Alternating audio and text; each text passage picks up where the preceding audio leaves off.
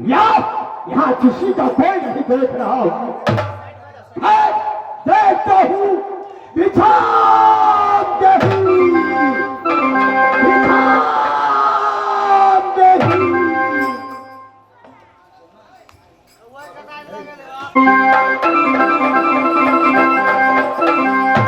हे भगवान, ये मैं क्या सुन रही हूँ कि आज बरसों के बाद महल के बाहर ऐसा प्रतीत होता है कि कोई साधु संत का आगमन हुआ है। लेकिन इस राजमहल में जब से मैं आई हूँ तब से किसी साधु संत का दर्शन नहीं पाई। बिछाम देही, बिछाम देही। सही बात है, क्योंकि साधु का सत्कार करना हर इंसान का पहला कर्तव्य बनता है। साधु भगवान का रूप होते हैं, उनके चरण जहाँ जहाँ पड़ जाए वो स्थान पुण्य भूमि बन जाता है। लेकिन मैं क्या करूं, मैं तो महलों की महारानी हूँ, मैं घर से बाहर कैसे निकलूं? अगर घर से बाहर नहीं निकलूंगी तो साधु का अनादर होगा, साधु भूखे प्यासे वापस लौट जाएंगे, इसमें मुझे पाप लगेगा। मैं ऐसा करती हूँ, अपनी दासी को बुलाती हूँ और दासी को भेजूंगी बाहर, साधु संत को भोजन पान करवाकर उन्हें यहाँ से विदा करेंगे। दादी ये कहाँ जाके बैठी है, कहाँ जाके बैठी बेला छोड़ी दिया अपनी महानिया ने।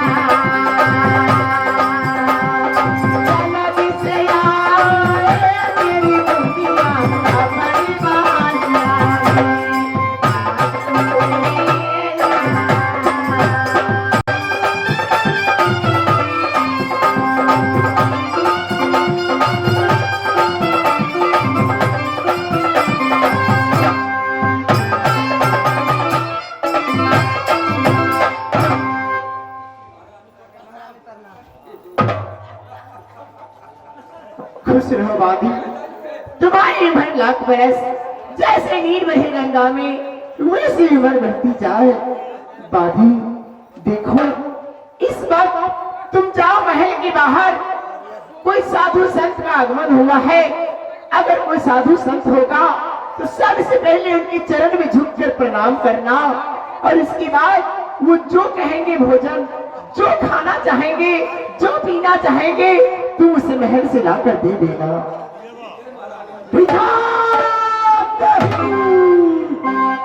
देखो बादी, ये रिश्तेदार भिक्षाम दे का रट लगाए बैठे हैं। मैं तुझे भोजन लाकर देती हूँ, तुम जाकर उससे भोजन पान कर।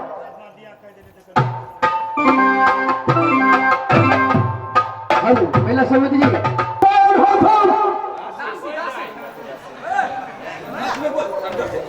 मैं पूना के दासी हूँ। दासी हो, किधर आई है? बिछा दे। चला जाओ, चला जाओ, लेकर आई है, चला जाओ, जाओ। तुम्हारी हाथ से भिक्षा मैं नहीं लूंगा, जाओ।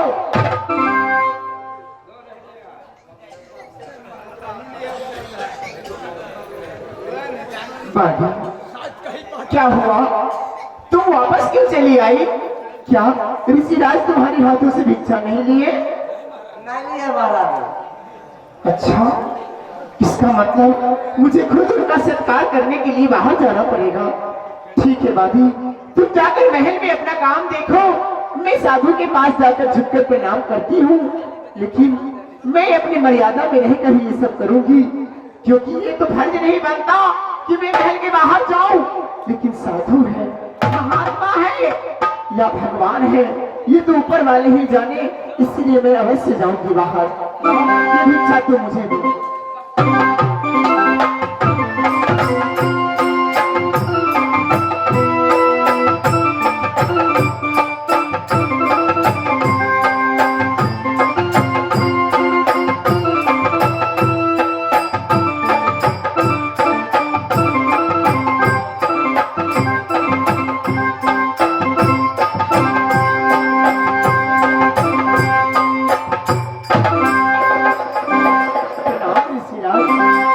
आपकी चरण कमल में सादर प्रणाम करती हूँ।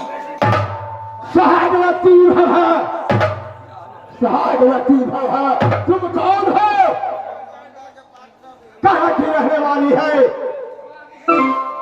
हे ऋषिराज, हमारी नैहर राज मोरंग में है। अच्छा, मेरी ससुराल इसी किया मोहब्बा में है। तुम्हारी नाम क्या है? मैं महिपाला सिंह की इकलौती पुत्री, हमारी नाम रानी फूला है। किधर आई है? ऋषिराज, मैं आपको भिक्षा लेकर अपनी दासी को भेजाई थी, लेकिन आप मना कर दिए, इसलिए मुझे खुद आना पड़ा। भिक्षा लेकर आई है? हाँ ऋषिराज। सुनो, आसन ग्रहण कीजिए, भोजन ग्रहण कीजिए। सुनो, यह भिक्षा तुम्हारी हाथ की वैसे मैं नहीं लूंगा। क्या मतलब? मैं समझी नहीं। नहीं समझी? ये हमारे कमंडल में थोड़ी सी बालू है, और इस बालू को तुमने हलवा बनाकर और तुम अपने जांघ पर बैठाकर मुझे भोजन करो, तब तुम्हारे हाथ के मैं भिक्षा। ये आप क्या कह रहे हैं? इस तरह की बातें करती एक औरत से आपको लज्जा नहीं आती? लज्जा की बात करती है? कमंडल को बालू को हलवा बनाना तो सही, हाँ, हाँ। लेकिन ये आप क्या कह रहे हैं कि मैं अपनी जात में बिठा के आपको भोजन कराऊं? मेरे शर्त है, यह शर्त तब तक तुमने पूरा नहीं करोगे, तब तक तुम्हारी हाथ के मैं भिक्षा नहीं लूंगा। ये हो सकता है क्या खाली हाथ वापस चला जाऊंगा? हाँ, चले जाइए, इसका कोई बर्बाद नहीं, चले जाइए।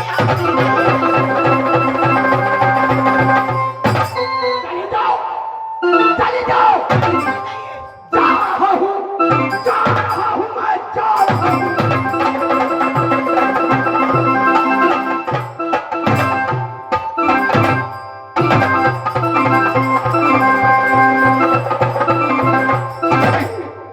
नहीं, ये सब कैसे हो सकता है? ये साधु अगर आज हमारे किला से भूखा प्यासा लौट गया, बगैर भिक्षा लिए लौट गया, तो जिस किला, जिस नगर, जिस बस्ती में जाएगा, हमारी राज मोहब्बा की नाम की बदनामी करेगा। नहीं, मुझे कुछ न कुछ तो सोचना पड़ेगा। रुक जाइए, रुक जाइए बाबा, रुक जाइए।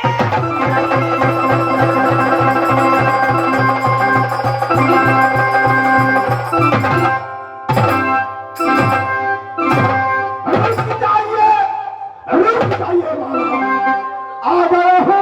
जब खोजे, जहाँ खोजे, वहाँ यार इसी तैयारी है। बोलो, बात क्या है?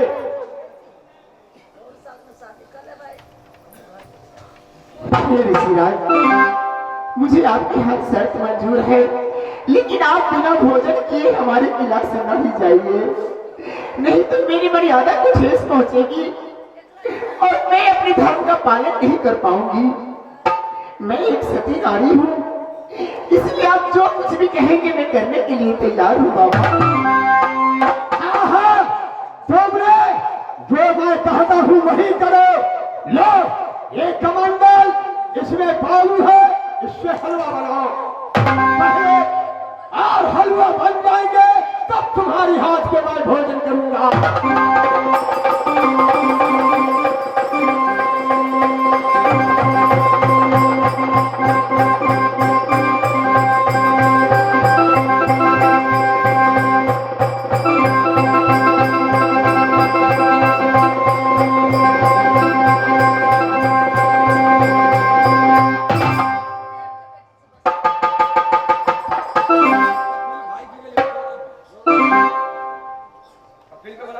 ऋषिराज, आप आसन ग्रहण कीजिए, मैं आपकी आंखों के आगे ये कर दिखाती हूँ। मैं आसन ग्रहण कर रहा हूँ, जब तक तुम मेरे प्रण का पूरा करो। ठीक है ऋषिराज, आपकी दृष्टि किसी और नहीं भटकनी चाहिए। आप केवल हमारे ऊपर ही दृष्टि देके रहिए कि कहीं मैं कोई और काम न कर बैठूं। हे माँ जगदम्बा, हे नगर के दीवार बाबा, हे यहाँ के समाज बाबू भैया, माता बहन लोग, आज हमारी इज्जत दांव पे लगी है। अगर मैंने तन मन धन से अपने पति की सेवा की है, अगर मैंने मन कर्म वचन से अपने पति के अलावा किसी और पुरुष की निंदा नहीं की है, तो आज मेरी लाज बचाओ भगवान, आज मेरी लाज बचाओ।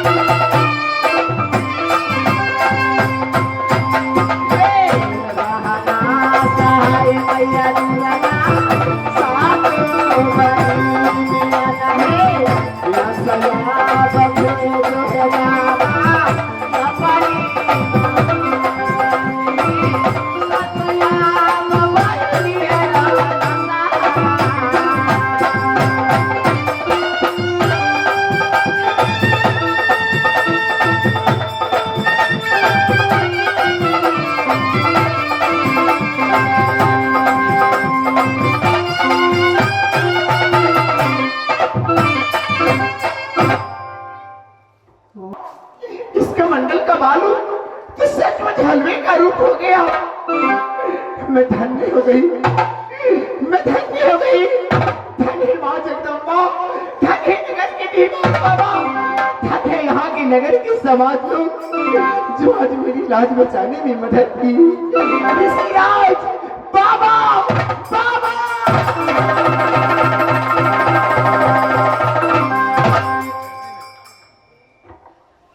ऋषिराज, लीजिए, आपके चरणों के आशीर्वाद से मैं अपने मकसद में कामयाब हो गई।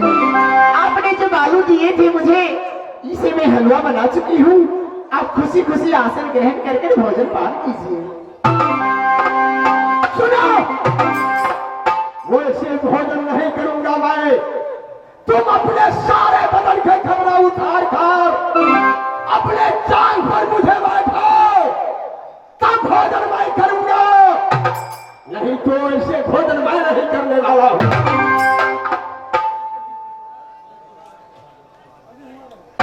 मैं क्या करूं, मैं क्या करूं? मैं तो एक इंसान हूं, भगवान नहीं कि जब जी में आए जो रूप पकड़ लिए।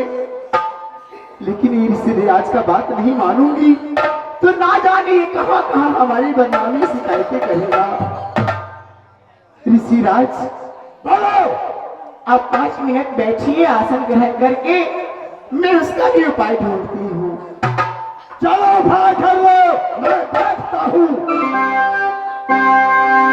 हे भगवान, आज मुझे वो दिन याद आ रहा है कि एक समय की बात थी, एक समय की बात थी कि माता सती अनुसुईया इस पृथ्वी पर अपने पति के अलावा किसी और देवी देवता को नहीं मानती थी। क्योंकि हमेशा नाम जपन करती थी, ओम पति परमेश्वराय नमः, ओम पति परमेश्वराय नमः। अपने पति की चरणों में लीन, अपने पति की चरणों की दासी बनकर अपना जीवन व्यतीत करती थी, जिसकी सेवा को देखकर स्वर्गलोक की देवियां मां सरस्वती, मां काली और मां संतोषी तीनों ही जलन करती थी। वो सोचती थी कि मुझसे बड़ी पतिव्रता कोई नहीं है, लेकिन यहाँ तो मृत लोक पर भी पतिव्रता है। इस बात का जांचना करने के लिए तीनों माताएं अपने पुरुष को धरती पर भेज दी। ब्रह्मा, विष्णु, महेश तीनों को खड़ा करके तीनों देवियां कहने लगी कि हे प्रभु, अगर सती अनुसुईया सचमुच में सती है तो आप जाकर उससे सत्य को जांचिए। मैं देखना चाहती हूँ कि उसका सत्य कहां तक है। कहा है देवी तुम हार जाओगी। कहा नहीं, मैं तो भगवान हूं, वो इंसान है, मैं उससे कैसे हारूंगी। आप जाइए प्रभु। लेकिन सब लोग जानते हैं कि जब औरत का बात भगवान नहीं समझ पाए तो इंसान क्या समझेंगे। इस बात को औरत लोग बुरा नहीं माने, क्योंकि सब लोग कहते हैं, बुजुर्ग कहते हैं, तो यही बात है, तेरिया चरित्र देवो नहीं जाने। तीनों ब्रह्मा विष्णु महेश धरती पर आए। माता अनुसुईया को साधु रूप में दर्शन दिए। माता से कही भोजन बनाने के लिए। माता भोजन तैयार कर दी, लेकिन यही सवाल रख दी कि हे माता, अगर तुम सती हो तो मुझे अपनी जांघों पर बिठाकर हम तीनों को भोजन कराओ, तब मैं तुम्हारे घर की भोजन ग्रहण करूंगा, नहीं तो नहीं करूंगा। शायद वही समय मेरे सर पे आया और उसी बात को मुझे दोहराना पड़ेगा। वो तो माता अनुसुईया तो सही में पतिव्रता थी। अपनी शक्ति से, अपनी भक्ति से तीनों देवता को 6 मास की बालक बना बैठी। आप लोग सोच सकते हैं इस बात को। 6 मास का बालक अपनी माँ की गोद में नंगा भी बैठता है, कपड़ा भी पहनकर बैठता है, सब कर्म करता है, लेकिन माँ को तकलीफ नहीं होती, क्योंकि वो माँ है और माँ से बढ़कर इस संसार में कुछ नहीं है। माता अनुसुईया सोची, अगर मैं इस तीनों देवता को 6 मास की बालक बनाती हूँ और इसे माँ बेटे का रिश्ता लगाकर अपनी गोद में बिठाकर भोजन कराती, तो इसमें मुझे दोष नहीं लगेगा। इससे मेरी सत भी बन जाएगी और इस तीनों महात्मा का इच्छा पूरा भी हो जाएगा। तो बस तीनों देवता को 6 मास की बालक बनाकर अपनी जांघ पर बिठाकर खीर खिलाने लगे। 1 मास बीता, 2 मास बीता, 3रा मास जब बीत गया, तीनों देवियां स्वर्गलोक में सोचने लगी कि प्रभु गए धरती पर, अब तक लौट कर नहीं आए। कारण क्या है भाई, वो कहाँ रह गए। अब तीनों भटकने लगी, खोजने लगी अपने स्वामी को। खोजते खोजते खोजते खोजते माता अनुसुईया की कुटिया में तीनों देवी पहुंची। कही, हे माता, हमारे पति कहाँ है। आपकी परीक्षा लेने के लिए मैं भेजी थी, आप अपनी परीक्षा में सफल हुए, हमारे पति कहाँ है, मुझे बताओ। कहा, तुम्हारा पति मेरे पास नहीं है। मेरा तो 3 पुत्र है जो मेरी कुटिया में खेल रहा है, पहचान सको तो पहचान लो। तीनों देवी सोचने लगी कि मेरे पति मर्द थे और तीनों बालक देख रही हूं 6 मास का। भाई इसमें कौन किसका पति है, इसमें कौन किसका पति है, कैसे पहचानेगी। अंतिम में क्या हुआ, तीनों देवी माता अनुसुईया के चरण पकड़कर रोने लगी कि हे माता, मुझसे भूल हुई, मुझे क्षमा करो, मैं आपकी भक्ति की आगे हार गई, कृपया करके हमारा स्वामी हमें वापस लौटा दो। माता अनुसुईया तीनों बालक को फिर से उसी रूप में कर दी जिस रूप में देवता लोग आए थे और अपने अपने पति को पहचान कर तीनों देवी स्वर्गलोक को चली गई। आज उसी तरह इस योगी राज को मैं 6 मास की बालक बनाती हूँ, फिर अपने बदन के कपड़े उतारकर इसे जांघों पर पर बिठाकर माँ बेटे का रिश्ता लगाकर भोजन कराने में मुझे दोष नहीं लगेगा। ठीक है ऋषिराज, बोलो बात क्या है?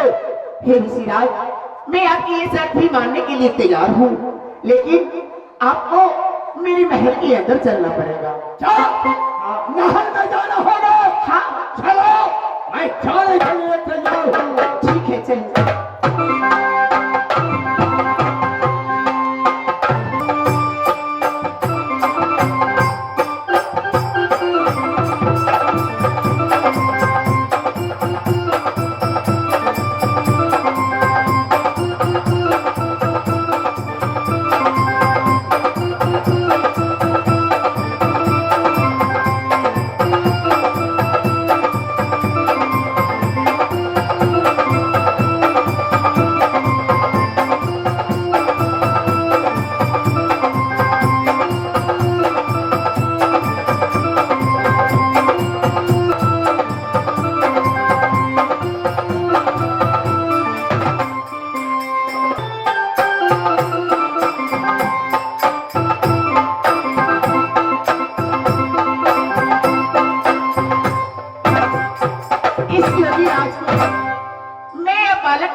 तैयार कर ली हूँ। अब मैं इसे महल में बिठाकर, अपनी जांघों पर बिठाकर, अपनी बदन के कपड़े उतारकर इसे भोजन कराती हूँ। आज से मैं इसकी माँ और ये मेरा बेटा। बेटा ठीक है? बेटा देखो तुम्हें भूख